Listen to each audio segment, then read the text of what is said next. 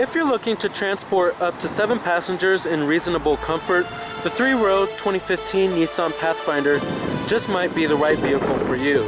While the Pathfinder used to be a true SUV that rode on a truck platform, its most recent redesign ushered in a car-like crossover SUV design.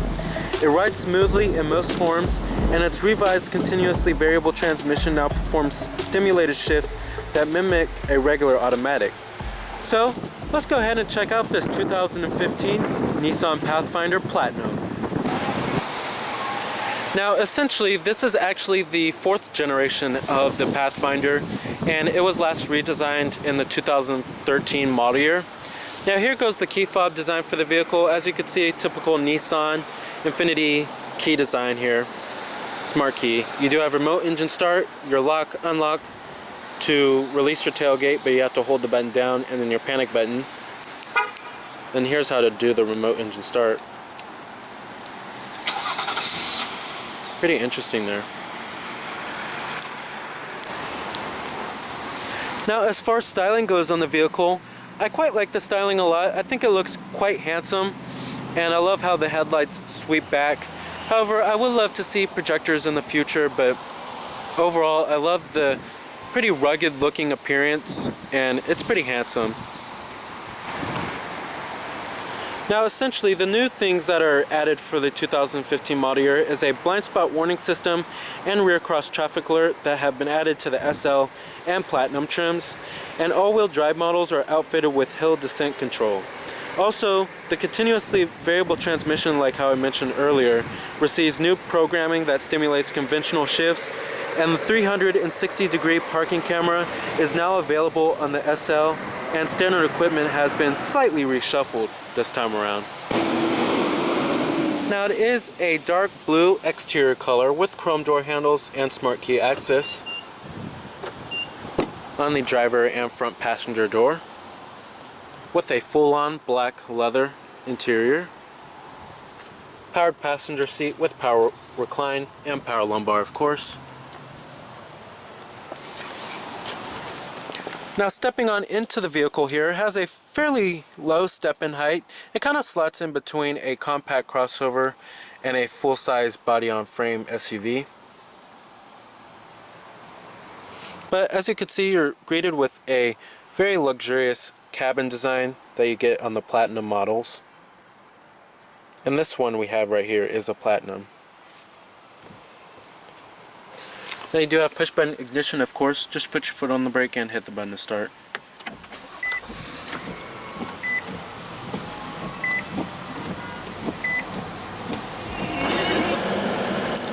Full leather wrapped steering wheel. Now, coming to your transmission, you have a CVT Automatic, and like I said, it is revised for this model year. And then you also do have lower gear selection, and then putting the vehicle into reverse displays your around view monitor. Now, you do have, of course, a rear backup camera with guidance lines and trajectory. And then you also can change the different views. If you press on camera right here, you have a camera on the side mirror, and then of course a backup camera. And then it gives you a top-down view. Pretty cool.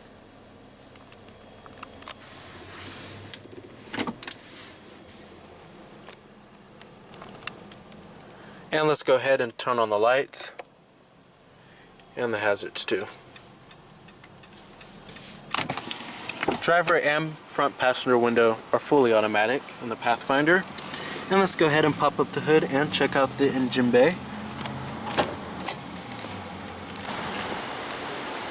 Heated exterior mirrors. And you do have roof rails on the top right there. I love the looks of the 20-inch alloy wheels. I think they look quite good because they're not overdone in styling. Now, you do have halogen headlights and halogen fog lights. Like I said, in the future I would love to see projectors and some LED daytime running lights.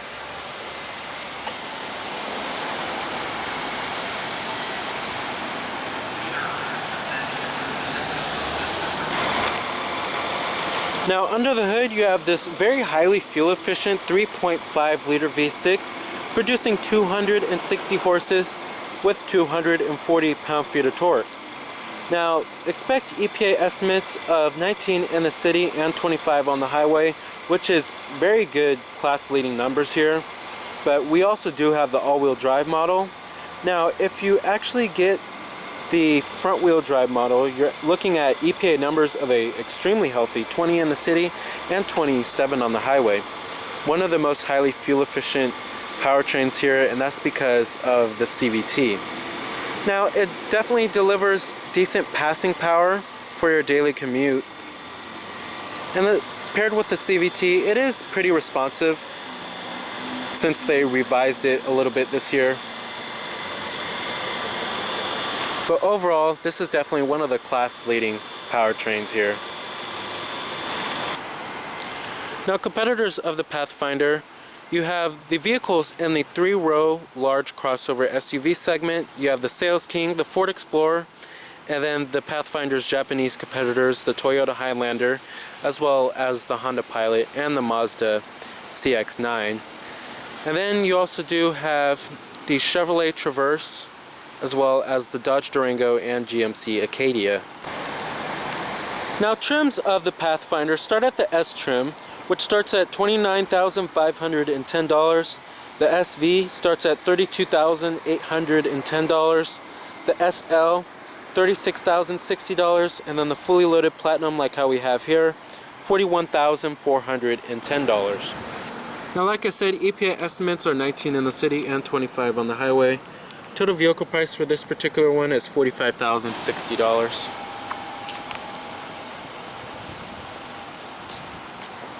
Coming to the rear, you have rear parking sensors, a rear window wiper with a rear window defroster, LED third brake light too.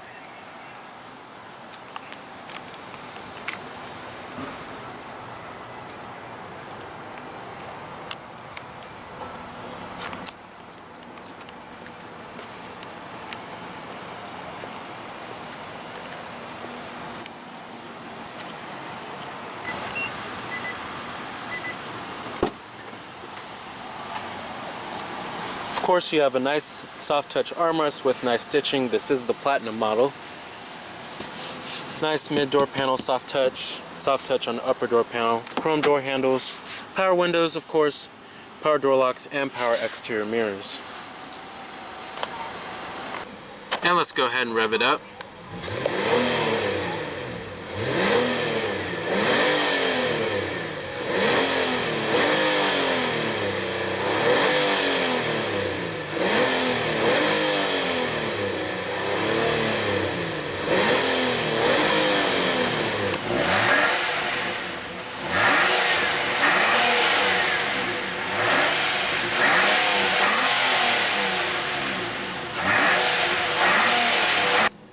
Now, as far as build quality and materials go inside of this vehicle here, it's pretty average for the class. Build quality is pretty good for the most part. Not many panel gaps, and everything fits well together. Now, as far as materials go, in the most important spots, the materials are great, like the upper door panel, like how I said, and then the mid door panel, and then the armrest, which is really nice and soft to the touch, and then stitched as well. And then when you get to the dashboard, it does get a little bit cheaper. It looks like it's actually the same material that's carried over from the upper door panel. However, it's not. It gets hard to the touch up here, but it has a really nice graining to it. At least it doesn't have a scuffy, scratchy kind of plasticky feel to it, so that's good. Overall, materials and build quality are good for the most part. Now, coming to the steering wheel design, I think it's a pretty stylish looking steering wheel design. However, I would love to see a little more metallic trim to sprucing up the look overall and give it more contrast, but it still works for me. Now, you do have your Bluetooth hands-free calling button, your voice recognition, steering wheel mounted audio controls, then your cruise control buttons are over here. And then right here is what's going to control your infotainment system. And then this button right here controls your little center screen right there, which I will get to in just a second. Now, coming to your center stack controls here, it's pretty easy to use. The buttons are a little small for my taste, however they work very well. You have dual zone automatic climate control, and it's also pretty easy to figure out. You have your fan speeds right here, what you would expect from a family crossover. Very simple and easy to use controls. You have your rear window defrost. Now coming to your center stack controls here, it has a pretty simple layout, I have to say. On the top portion right here, this controls your infotainment screen, which I will get to in just a second.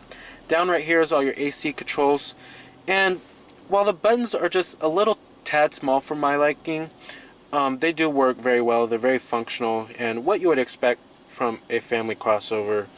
Very simple and easy to use controls. However, they just can be just a little bit bigger. Now you do have your rear window defroster, dual zone automatic climate control too on this bad boy, and then your fan speeds right here, and then your front window defroster. Overall, I love the layout of it. Very simple and easy to use. Now coming down here, I actually like the nice wood grain. It definitely gives the interior a much more luxurious feel, much more unique and distinctive feel as well. Coming down here, you have your heated and cooled seats, and then right here you have your cup holders, and then a little storage cubby down there, and two 12-volt power outlets. Coming to your center console, the center console lid is nice, soft touch, and very padded and stitched. And then it is two-tiered, decent amount of storage. And then down there is where you will find a USB port, and then a 12-volt power outlet right there, and then your video jacks. Now coming up here, you have your auto dimming rear view mirror with garage home link, then your sunglass container, and then your sunroof. Now you actually do have a panoramic sunroof, but it's just a sliding shade back there. Just gives the cabin a much more airy feel, and then maybe entertains your kids back there with the sunlight or the clouds or the stars.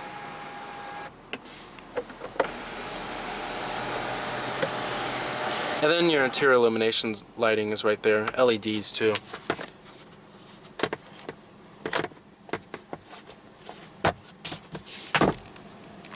Now as far as the seats go, I like the seats quite a lot. They're very couch-like and they're very comfortable as well. Lots of cushion to them, and seats nowadays are usually getting much more firmer, and this actually has a lot of cushion while still providing great support too. Overall, I love it a lot, and the headrests are nice and big as well.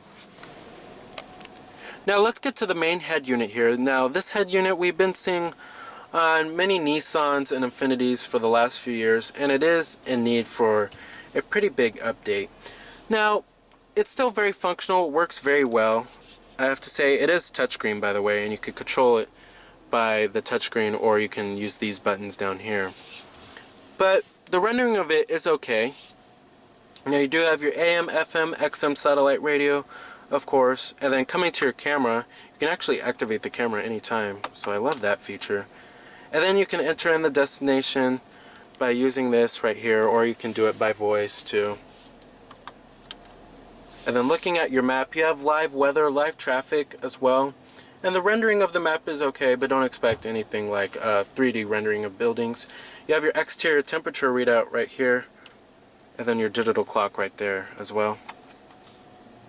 And then coming to your map menu, if you press that map menu button over there, you have your store location, nearby places, different map views, and then you could change what map icons you want on there. And then you also do have a day and night mode too. You could change the brightness of the screen.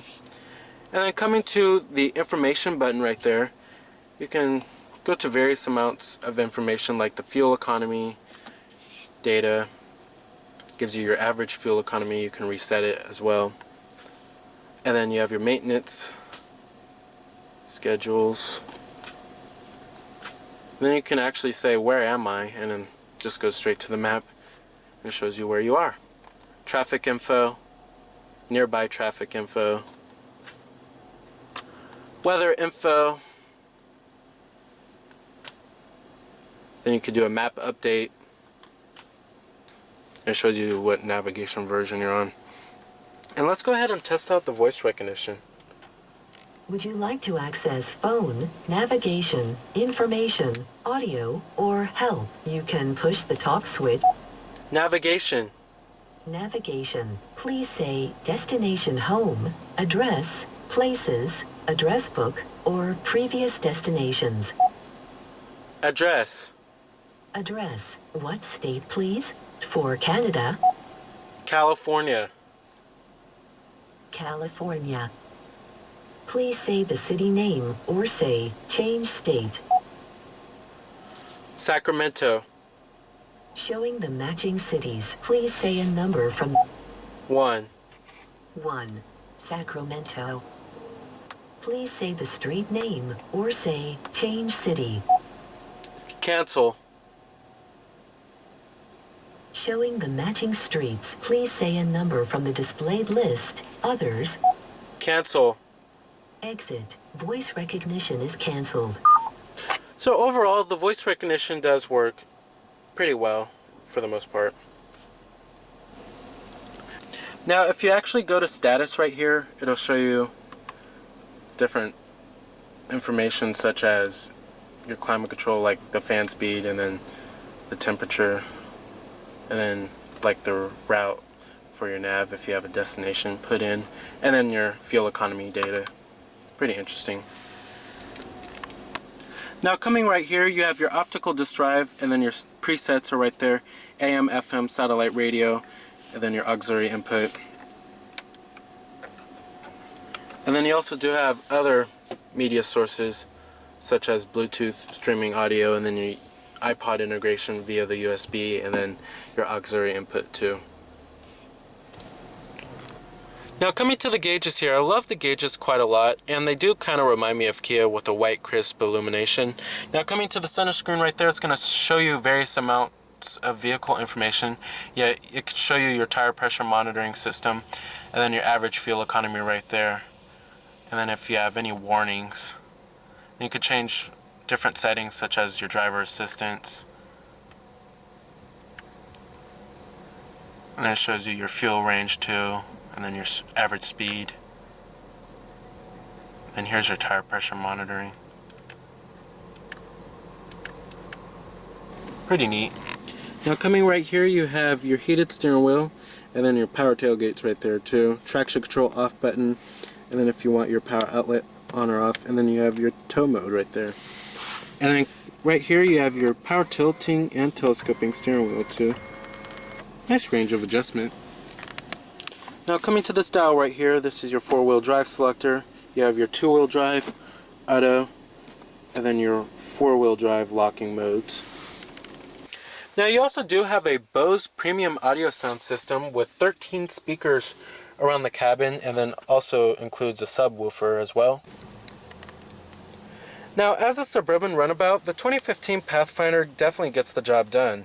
The 3.5-liter V6 and CVT are responsive enough in most situations, and the gearless CVT's stimulated upshifts take some of the monotonous droning out of maximum acceleration.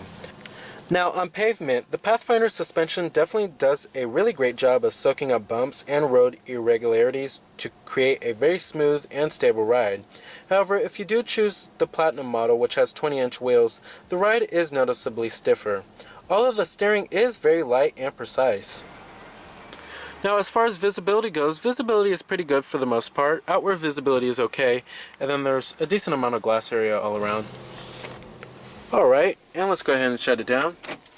Let's go ahead and check out the rest of the vehicle, including the rear seat passenger space as well as cargo capacity. Power tailgate. Now these seats also do fold down by pulling the levers right here. Same with the second row seats. Now cargo capacity isn't as good as some rivals like the Chevrolet Traverse or the GMC Acadia.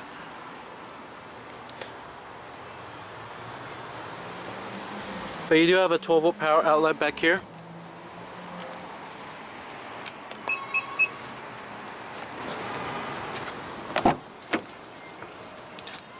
Build quality and materials do follow through in the rear.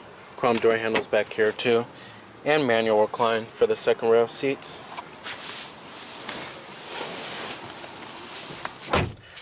The seats also do slide forward and aft for greater comfort. And then, like I said, you have that panoramic sunroof, which definitely gives it a much more airy feel. Cup holders with the rear center armrests, rear air vents back here, and then you also do have heated seats, and then automatic climate control, and then a 120 volt power outlet, and then your video jacks are right there, and then you also do have dual screens on the headrest for your rear seat entertainment system, and also dual mat pockets. Overall, it's fairly comfortable. However, I wish there was just a little bit more thigh support. Alright, now I actually do have the seat all the way back, and I'm about 5'11", and I am pretty cramped back here, but that's to be expected. The third row is definitely not meant for adults, only meant for small children. But it's not half bad back here. You actually do get an air vent and then cup holders back here. And then I actually expected thigh support to be much worse, but it's actually okay for a third row. Then the headrests are quite large too. And then also same with the other side, you still get cup holders and then a rear air vent. Alright. Powered passenger seat with power recline. Nice and damped glove box. Alrighty.